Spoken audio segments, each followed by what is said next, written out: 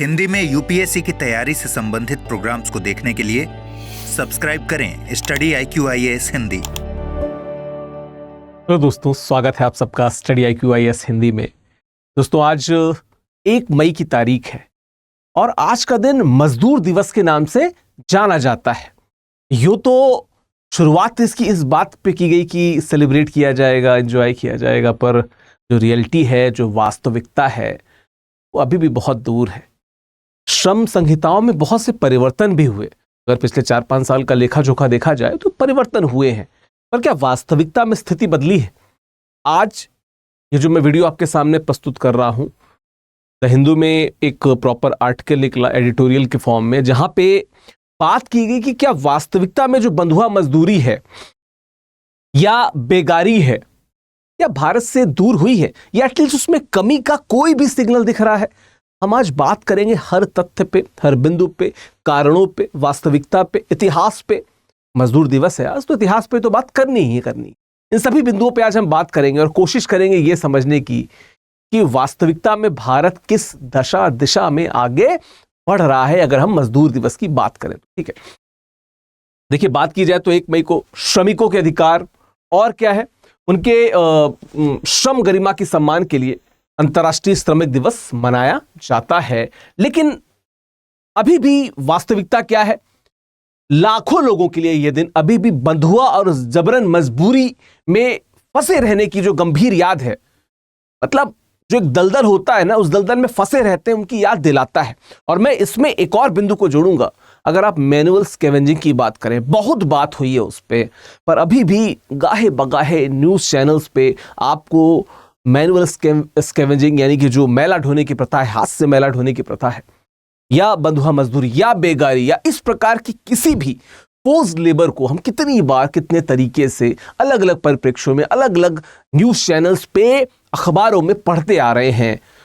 और जब हम 21वीं सदी की बात करते हैं, 25वां वर्ष चल रहा है, संपूर्ण विश्व मजदूर दिवस गा रहा है, ऐसे में हम अभी कितने पीछे हैं, इस पे कहीं ना कहीं ध्यान देने की जरूरत है। मैं ये नहीं कह रहा हूं कि हम भारत के पिछड़ेपन की गीत गाएं, नहीं, हम इसे कैसे बेहतर कर सकते हैं, कैसे सुधार कर सकते हैं। हर वो स्टूडेंट जो इसे एक सिविल सर्वेंट, भावी सिविल सर्वेंट के तौर पे देख रहा है, वो अपने तरफ से किन नीतियों को ला सकता है, या उसके हिसाब से क्या सुझाव हो सकते हैं, आप कमेंट बॉक्स में मुझे जरूर बता सकते हैं। आप भविष्य में अधिकारी बनिएगा तो जरूर इंप्लीमेंट कीजिएगा। ठीक है, मैं आपको बताता चलूं कि जो हमारा फाउंडेशन बैच है, जो इवनिंग बैच है, 5 मई से शुरू हो रहा है। तो अगर आप विकास लाइव कोड का यहाँ पे प्रयोग करते हैं तो यहाँ पे आप मैक्सिमम डिस्काउंट पा सकते हैं हमारे मई इवनिंग बैच में, जो हमारे P2I फाउंडेशन बैच है, जहाँ पे आपको PRP यानी कि प्रीलिम्स रेसिडेंशियल प्रोग्राम, MRP यानी कि मेंस रेसिडेंशियल प्रोग्राम, ठीक है, प्री पास होने पे पूरी फीस आपकी वापस हो जाएगी। हर महीने आप 11,000 रुपए जीत सकते हैं हमारे टेस्ट सीरीज में बेहतर परफॉर्म करके, और आपको IGP यानी कि इंटरव्यू गाइडेंस प्रोग्राम भी मिलेगा, SIP भी मिलेगी। मेंस के लिए जो प्रॉपर तैयारी के लिए जितनी भी चीजें जरूरी हैं, आवश्यक हैं, वो सब मिलेंगे आपको। करना क्या है, studyIQ.com विजिट कीजिए, या नीचे लिंक दी होगी, लिंक पे क्लिक कीजिए, पहुंचिए, इस कोर्स से जुड़िए। और अभी कुछ दिनों पहले जो रिजल्ट आया, इस प्रकार जो भावी रिजल्ट आने वाले हैं, उनमें अपने नाम को सुनिश्चित आप कर सकते हैं। ठीक है, चलिए बात करते हैं आगे।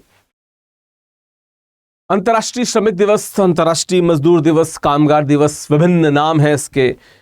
नामों के पीछे का इतिहास होता है और इतिहास पे हम थोड़ी सी बात करेंगे। देखिए, अगर हम क्रम से देखें तो पहले USA में, फिर स्पेसिफिकली यूरोप पे, और फिर रशिया के थ्रू भारत में हमने मजदूर दिवस का इतिहास दिखता है। उसी मजदूर दिवस की अगर बात की जाए तो सबसे पहले आप देख सकते हैं कि शिकागो में एक हे मार्केट घटना हुई थी। दरअसल हुआ क्या था कि कुछ मजदूर जो हैं वो शांतिपूर्वक, 1886 की बात है, शांतिपूर्वक मार्च कर रहे थे, और वहां पे जो प्रशासन था, मुख्यतः हम कह सकते हैं जो पुलिस फोर्स था, उन्होंने उनका दमन किया।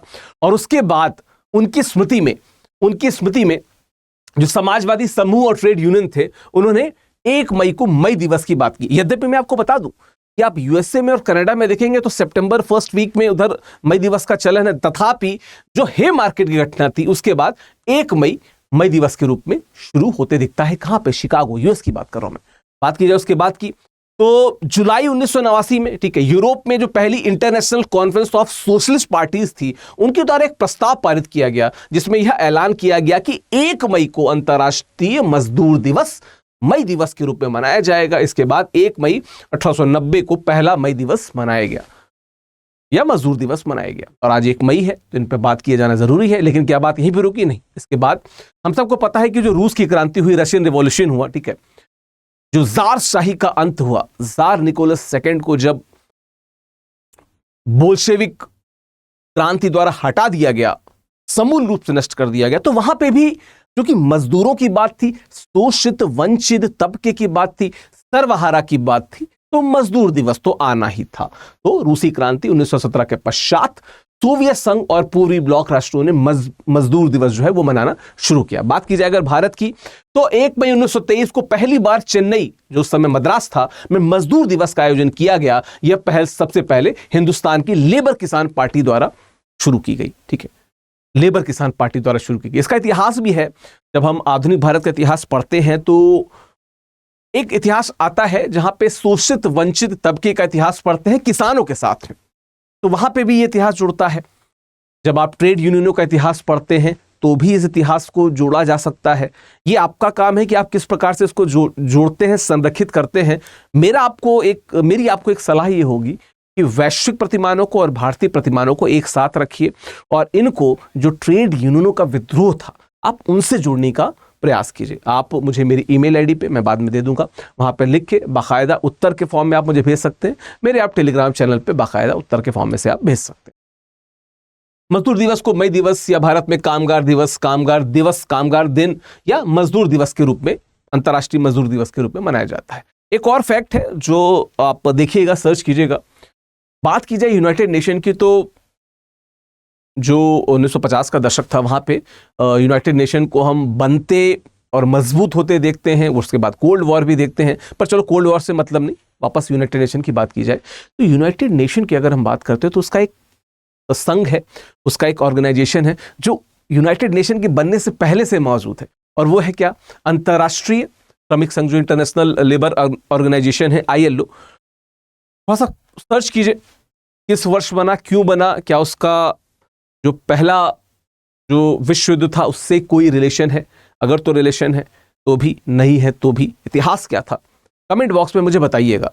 देखिए, जो मूर्त रूप से चेतन अवस्था में जो स्टूडेंट पढ़ते हैं वो उत्तर देते हैं। मैं मान के चल रहा हूं कि हर वो स्टूडेंट जो मूर्त रूप से चेतन अवस्था में इस वीडियो को देख रहा है, वो सजग स्टूडेंट के रूप में, ठीक है, उत्तर जरूर देगा। नीचे कमेंट बॉक्स है, अपने उत्तर देते चलिए हम बात करें तो मैं क्यों इस विषय को मैंने उठाया, चूंकि जब आज मैं द हिंदू पढ़ रहा था तो हिंदू पढ़ते समय मुझे ये 2 नाम दिखे, ये 2 केस स्टडीज हैं।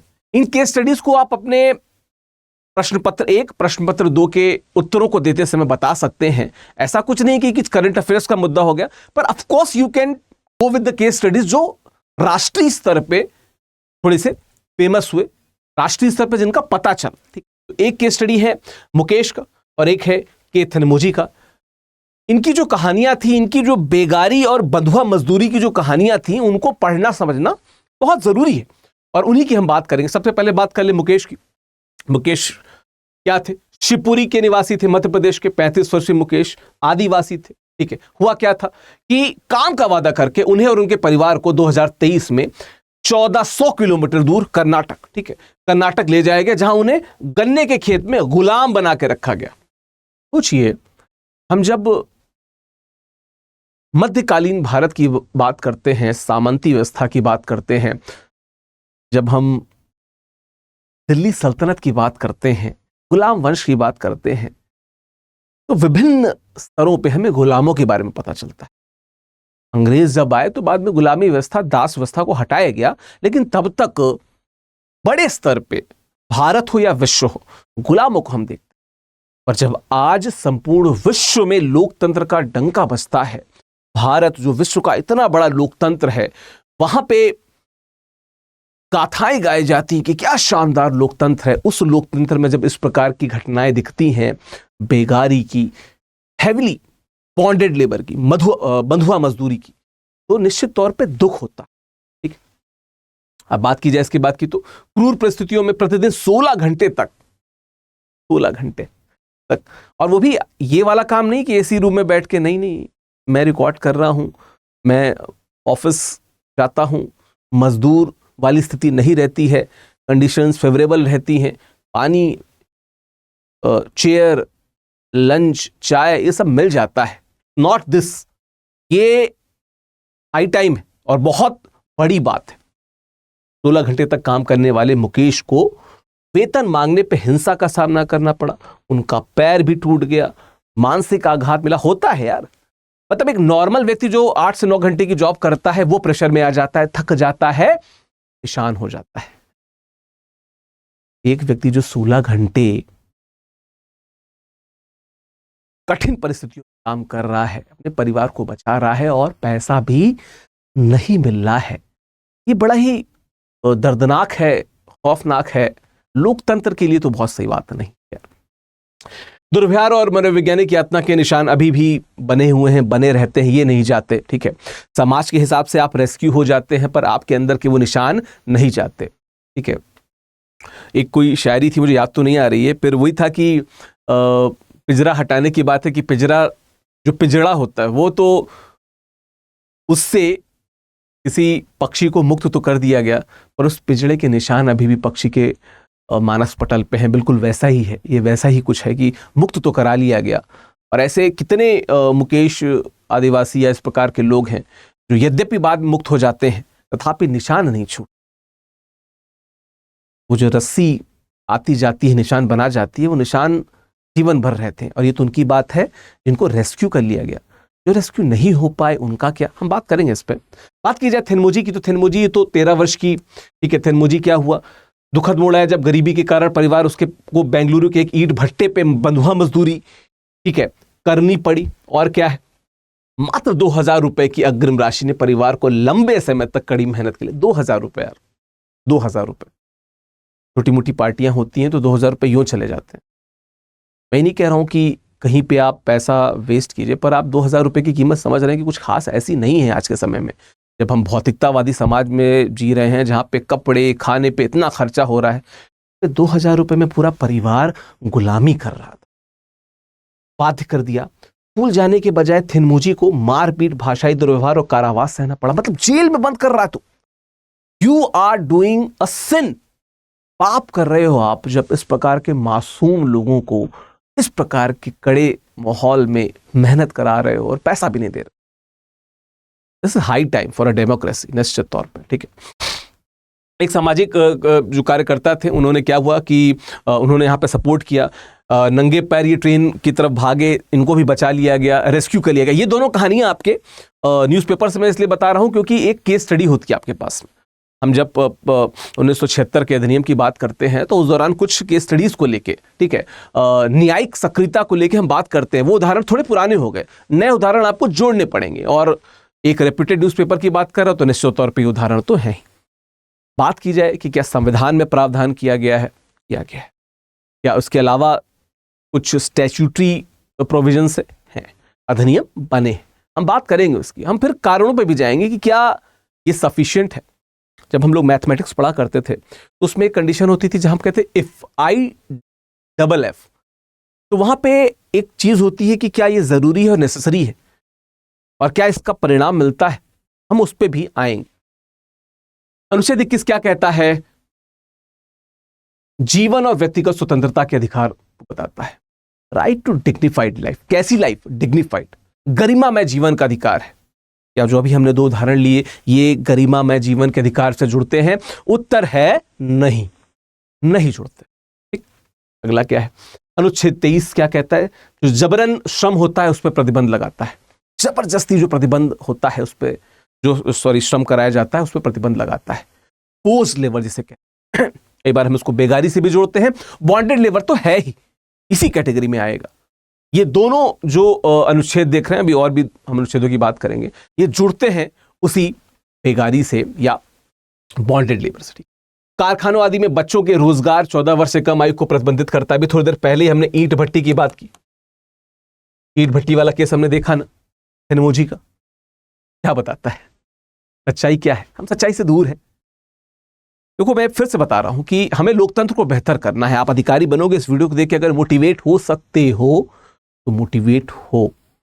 जनता को बदलाव चाहिए, एटलीस्ट योजनागत स्तर पे। ठीक है, सरकार तो चलो अपना काम कर ही रही है, अधिकारियों को भी अपना काम थोड़ा सा बेहतर करना चाहिए।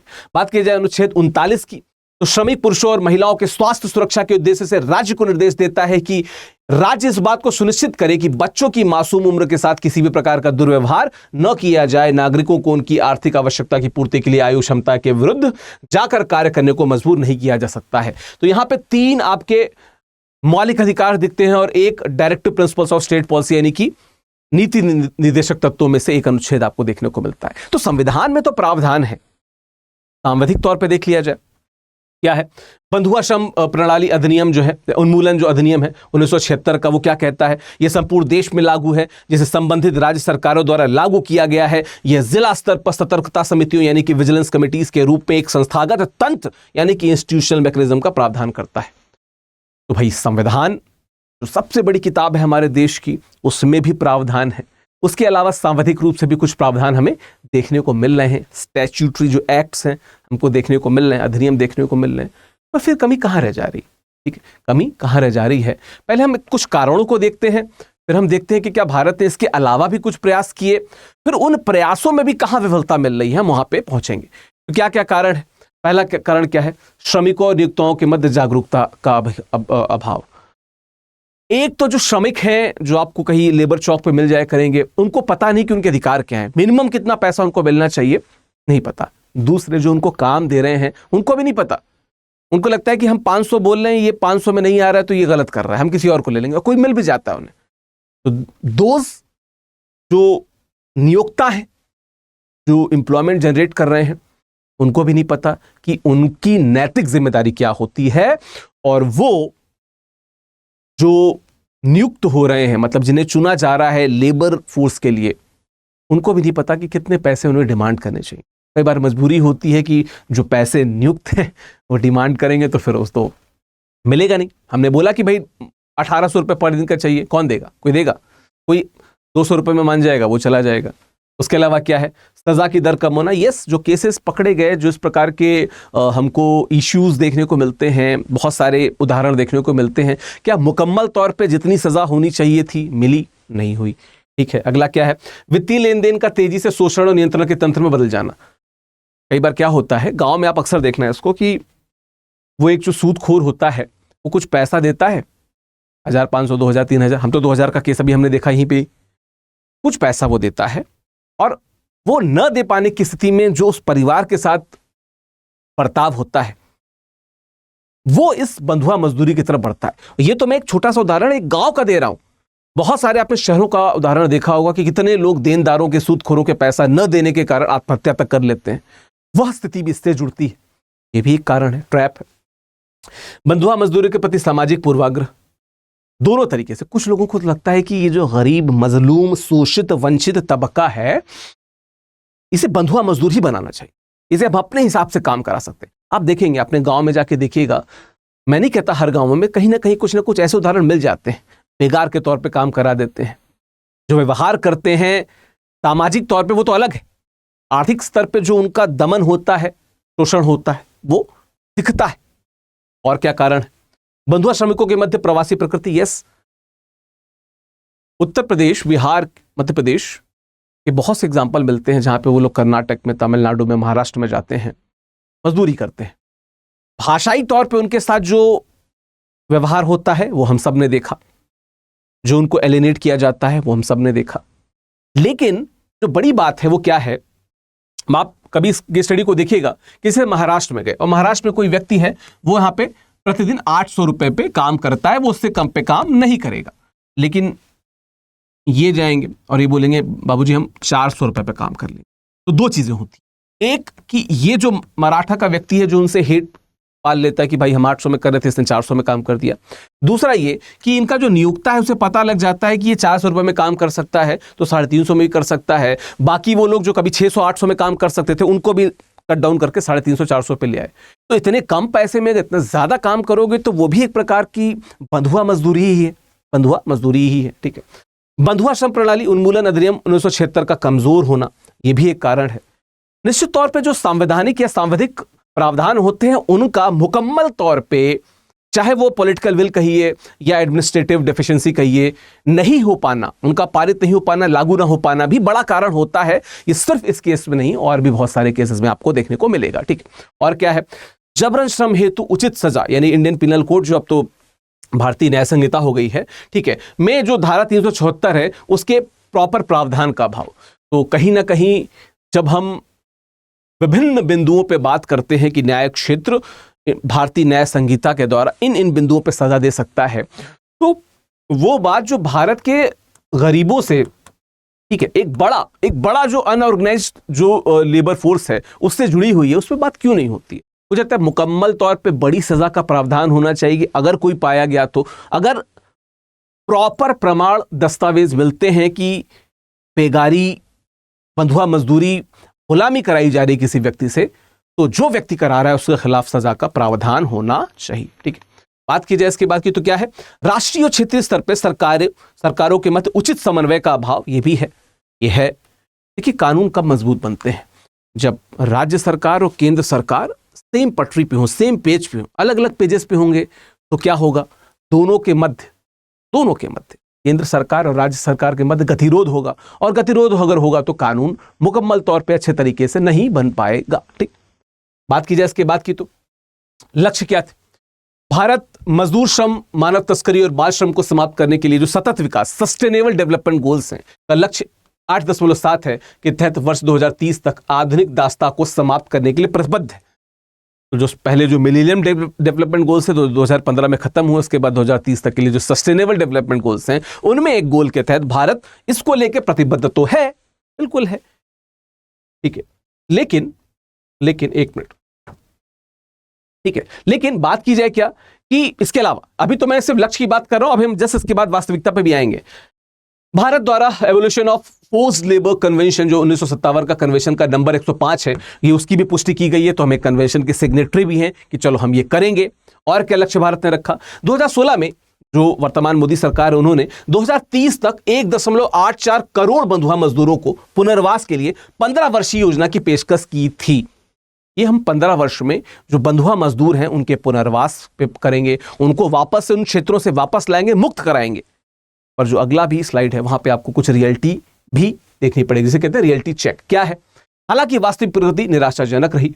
2021 तक 12,760 लोगों को ही बचाया जा सका। ठीक है, जो लक्ष्य का एक बहुत छोटा अंश है। लक्ष्य था करोड़ों में, और सिर्फ 12,000, मतलब परसेंटेज में निकालोगे तो 0.1 तक नहीं आ पाएगा, ऐसा दिक्कत है। ठीक है, और क्या है, 2030 तक इस लक्ष्य को प्राप्त करने के लिए भारत को प्रतिवर्ष लगभग 11 लाख बंधुआ मजदूरों को मुक्त कराना होगा। हम कहां पे हैं? 2021 तक टोटल, मतलब जो 5 वर्ष का समय रहा, हम मात्र 12,000 को मुक्त करा पाए, जबकि हमको प्रतिवर्ष 11 लाख को मुक्त कराना है। तो अभी तो हम बहुत पीछे हैं, वास्तविकता तो बहुत सही है नहीं। एनएसएसओ के अनुसार अगर देखा जाए तो भारत में जो 47 करोड़ कार्यबल है, उनमें से 39 करोड़, ठीक है, अगर मैं कहूं तो लगभग 80 से 85% ऐसा है जो क्या है, जो असंगठित क्षेत्र में काम करता है, अनऑर्गेनाइज्ड एरिया। ऑर्गेनाइज्ड जहां पे प्रॉपर व्यवस्था है, वहां पे जो लोग काम करते हैं, जो कार्यबल है, उनके लिए व्यवस्थाएं की गई हैं सरकार के द्वारा, राज्य सरकारों के द्वारा अधिनियम बने हुए हैं। ठीक है, उनके लिए हर बार उनकी मांगों पर विचार करके तमाम कोडिफाइड संहिताएं भी बनती हैं। पर जो असंगठित क्षेत्र है, जिसमें आपके घर के काम करने वाले, जो बर्तन पोछा करने वाले, कुक टाइप के लोग, या जो छोटे मोटी सेवाएं देते हैं लेबर चौक पे जाके, वो लोग इसमें शामिल हैं। वो लोग, उनकी बात नहीं होती। क्यों? क्योंकि एक बड़ा वर्ग है और इन तक पहुंच होनी चाहिए। तो वास्तविकता यह भी कहती है, ये श्रमिक, जिनमें से अधिकतर प्रवासी होते हैं, अनुबंध सुरक्षा तथा यूनियन प्रतिनिधित्व के बिना काम करते हैं। इनको पता ही नहीं, न सरकार सोचती है, न राज्य सरकार सोचती है। इनका तो खैर प्राइमरी उद्देश्य ये है कि हम कैसे कैसे पेट अपना संभाल लें, ठीक है, अपने परिवार का पेट पाल लें।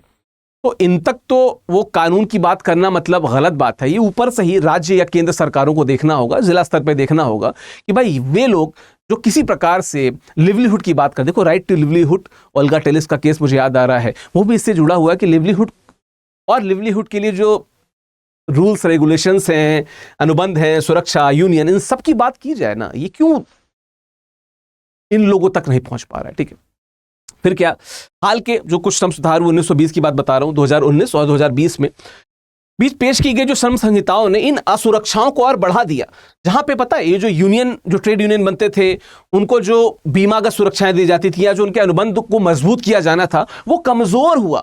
आपने देखा होगा उस दौरान कुछ संहिताओं को एक पास कर दिया। कौन कौन संहिताएं थी, नीचे कमेंट में बताइएगा। उनको कॉमन कर दिया गया, लेकिन जो यूनियन, ट्रेड यूनियन वगैरह की बात थी, या उनकी जो सुरक्षा थी, चाहे वो शारीरिक सुरक्षा की बात हो, बीमा वगैरह की बात हो, या उनके जो अनुबंध थे, अनुबंधों में जो बिंदु थे, बिंदु में जो पगार वाला, यानी कि जो उनका जो मेहनताना है, ठीक है, जो इमोल्यूमेंट्स मिलते हैं उनको, उससे जुड़ी जो बातें थी वो थोड़ी कमजोर हुई, या कहते तो डाइल्यूट हो गई।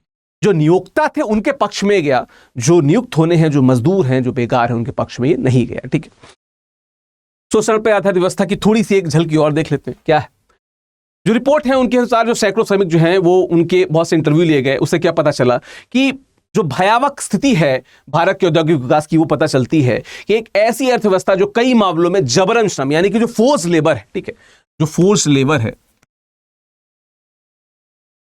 ये उस पे आधारित है। एक बड़ी भारत भाई करोड़ों का देश, अभी मैंने 39 करोड़ का एक डेटा दिया, एनएसएसओ का डेटा है, उसमें एक बड़ा वर्ग अगर फोर्स लेबर पे जबरन अगर किसी से काम कराया जा रहा है, तो this is not a good sign, this not a good sign. आगे क्या है, जलवायु परिवर्तन, गरीबी और अवसरों की कमी जो हर जगह रहती है के कारण विस्थापित जो होकर जो प्रवासी श्रमिक शहरी और औद्योगिक केंद्रों की तरफ जाते हैं, जहां उन्हें व्यवस्थित शोषण का सामना करना पड़ता है। अनऑर्गेनाइज्ड लेबर है, लेकिन जो शोषण है वो क्या है, ऑर्गेनाइज्ड है, व्यवस्थित तरीके से है। वहां पे एक सूदखोर है, वहां पे एक बिचौलिया है जो आपसे, एक वहां पे व्यक्ति है जो आपको रहने खाने की व्यवस्था देता है, पर इतनी निचले स्तर की व्यवस्था होती है कि वहां पे कोई आराम से रह ना पाए। तो इस प्रकार के डेटा भी देखने को मिलते हैं। फिर क्या है, वे लंबे समय तक काम करते हैं, अल्प वेतन पाते हैं और नौकरी से निकाले जाने की निरंतर धमकी झेलते हैं, जबकि व्यवस्था आंखें मूंद लेती है। ये सच्चाई है, काम करते हैं, वेतन कम मिलता है, और बात की जाए जब वो कहते हैं कि हमारे इंक्रीमेंट का क्या ये आगे बढ़ेगा, तो जो नियोक्ता हैं वो तो खैर क्यों ही करेंगे। डर दिखा दिया जाता है कि तुमको जेल करा दी जाएगी, तुमको सजा दे दी जाएगी, तुमको निकाल दिया जाएगा, फिर कैसे करोगे काम, कोई नहीं देगा तुम्हें काम। इस प्रकार का डर पैदा हो जाता है। और देखिए, मैं यहाँ पे कोई डॉक्यूमेंट्री नहीं बता रहा हूँ आपको, मैं वो बात बता रहा हूँ जो बहुत से रिपोर्ट्स के द्वारा हमें पता, ठीक है, जो बहुत से मजदूरों से बात करने के बाद पता चली। और अगर आप थोड़े भी मूर्त रूप से इस वीडियो में अगर शामिल हैं, तो आप अपने आसपास के लोगों से पूछिएगा, जो आपको मजदूर दिखते हैं, ग्रामीण दिखते हैं, शोषित वंचित लोग दिखते हैं, क्या उनकी रियलिटी है? यही रियलिटी होगी, आपको पता चलेगी। ठीक है, श्रमिकों की गरिमा का जानबूझ के क्या कहते हैं खराब की जाती है, उनका हनन होता है गरिमा का, और ये एक आर्थिक मुद्दा है, बल्कि ये एक नैतिक विफलता भी है। उनकी गरिमा का हनन है, मतलब उनको पगार ना मिलना, उनको उनके श्रम के बजाय जो मूल्य होता है वो ना मिलना, वो तो एक आर्थिक इशू है, पर उनकी जो गरिमा का हनन है वो एक नैतिक विफलता भी है। किसकी? सरकार की, सिस्टम की, समाज की। सिस्टम एक ऐसा शब्द है जिसको आजकल बहुत मजाक में इस्तेमाल किया जाता है। कोई व्यक्ति धागड़ गाड़ी से निकल जाता है गाना बजाते हुए कि सिस्टम पे मारा छोरा, ऐसा करके गाना निकल जाता है। सिस्टम वो नहीं है। सिस्टम वो है जो तंत्र को चलाता है, जहाँ पे केंद्र सरकार, राज्य सरकार, जिला स्तर पे सरकारें, या ग्राम पंचायत की जो सरकार होती है, ये मिल के काम करते हैं। और किसके लिए काम करते हैं? आम जनता के लिए काम करते हैं। विकेंद्रीकरण क्यों किया गया? आम जनता को बेहतर तरीके से न्याय मिल सके। वो अगर न्याय नहीं मिल पा रहा है, वो तो चलो एक बात, उनकी गरिमा का हनन हो रहा है, जो उनकी जो डिग्निफाइड लाइफ है उसका हनन हो रहा है, तो ये निश्चित तौर पे एक नैतिक विफलता भी है। ये जो एक नैतिक विफलता भी है। ठीक है, भविष्य में हम क्या चीजें देख सकते हैं? ठीक है, अंतर्राष्ट्रीय मजदूर दिवस, श्रमिक दिवस को श्रमिकों के योगदान और अधिकारों का उत्सव मनाया जाना चाहिए। सेलिब्रेट करने का मतलब ये नहीं कि मैंने वीडियो कर लिया, आपने वीडियो देख लिया, उस पर कमेंट कर दिया, आपने इसको शेयर कर दिया, नहीं। सरकार ने ऐड लगा दिया, सरकार में किसी मंत्री ने इसकी बात कर ली, नहीं। वास्तविक तौर पे जो उनकी जरूरतें, जिसकी भी यहाँ पे बात की गई, उन पे बात की जाए, उनके अधिकारों की बात की जाए, उनकी गरिमा की बात की जाए, उनकी सुरक्षा की बात की जाए, उनके बीमा की बात की जाए। ये सभी बातें की जानी जरूरी है। ठीक है, और क्या है, बंधुआ और जबरन मजदूरी के निरंतरता के लिए प्रतीकात्मक नीतिगत प्रतिक्रियाओं से अधिक, मतलब सिर्फ प्रतीकात्मक जो नीतिगत नहीं, उससे ज्यादा समाज में राज्य स्तर पे, जिला स्तर पे, ग्रामीण स्तर पे जागरूकता फैलाई जानी चाहिए कि भाई देखो, समझो, तुमको भी पता चलता, तुम रिपोर्ट करो, और जिसे तुम रिपोर्ट करोगे वो भी इस पे एक्शन ले सके, इसको सबल करना होगा। और क्या है, राजनीतिक इच्छा शक्ति श्रम कानूनों के सुदृढ़ प्रवर्तन और सामाजिक लामबंदी के लिए बहुत जरूरी है। तो राजनीतिक इच्छा शक्ति, जिसे हम पॉलिटिकल विल कहते हैं, दैट इज ऑल्सो रिक्वायर्ड, जरूरी है, आवश्यक है। ठीक। और क्या है, जब तक भारत इस शोषण को बनाए रखने वाली संरचनाओं पर कार्रवाई नहीं करता और उन्हें नष्ट नहीं कर सकता, तब तक भारत की आर्थिक प्रगति एवं कमजोर वर्ग दोनों रसातल में जाते जाएंगे। जहां से शोषण पनप रहा है, वो जो सूदखोर को हम देख रहे हैं, जो बिचौलियों को देख रहे हैं, जो अनऑर्गेनाइज्ड नियोक्ताओं को देख रहे हैं, उनके जो वेजेस या उनके जो वेजेस से जुड़ी जो संहिताएं हैं उनको देखते हैं, जिसमें बहुत सी गलतियां हैं। जब तक हम इसको दूर नहीं करेंगे, मूल रूप से जड़ में जाके हम अगर बिंदु को, समस्या को नहीं देखेंगे, निश्चित तौर पे सही डायरेक्शन में तो हम नहीं जा रहे। ठीक है, चलिए, तो आशा करता हूं ये वीडियो आपको अच्छा लगा होगा। देखिए, मैं हिंदी साहित्य का जो मई बैच है 14 मई को, ठीक है, मैं इसको एक मिनट, ठीक है, 14 मई को जो मई बैच है उसमें एडमिशन क्लोज हो रहा है। भक्ति काल से आप वहां पे तुलसीदास को देख के समझ सकते हैं कि भक्ति काल से ये बैच शुरू हो रहा है। विकास लाइव कोड का प्रयोग करेंगे तो आपको मैक्सिमम डिस्काउंट मिलेगा मेरे हिंदी साहित्य के वैकल्पिक विषय में। हिंदी साहित्य के टॉपर से मेरा इंटरव्यू भी आपको स्टडी IQ IAS हिंदी पे और स्टडी IQ मेन चैनल पे मिल सकता है। आप भी अगर उस लिस्ट में अपना नाम चाहते हैं तो you should choose a better optional, that is Hindi literature, एक बेहतर वैकल्पिक विषय। इसको चुनने के लिए आप नीचे लिंक पे क्लिक कर सकते हैं, आप स्टडी IQ वेबसाइट पे जा सकते हैं, या आप मुझे मेल कर सकते हैं vikas.singh@studiiq.com पे, या आप मेरे टेलीग्राम चैनल से जुड़ सकते हैं। ठीक है, जो यहाँ पे आप @official विकास करके या स्कैन करके से जुड़ सकते हैं। बाकी स्टडी IQ में किसी भी कोर्स से जुड़ने के लिए you can use Vikas live code for maximum discount. आशा करता हूं वीडियो आपको अच्छा लगा होगा, एक अलग पर्सपेक्टिव मिला होगा, और अगर तो आपको ये लग रहा है तो नीचे कमेंट बॉक्स में मुझे जरूर बताइए कि और कौन से सामाजिक विषय हैं या जो सोशल जस्टिस से जुड़े विषय हैं उन पे आप वीडियो देखना चाहते हैं, मुझे जरूर बताइएगा। Thank you so very much. Thank you. Hindi में UPSC की तैयारी से संबंधित प्रोग्राम्स को देखने के लिए सब्सक्राइब करें स्टडी IQ IAS हिंदी।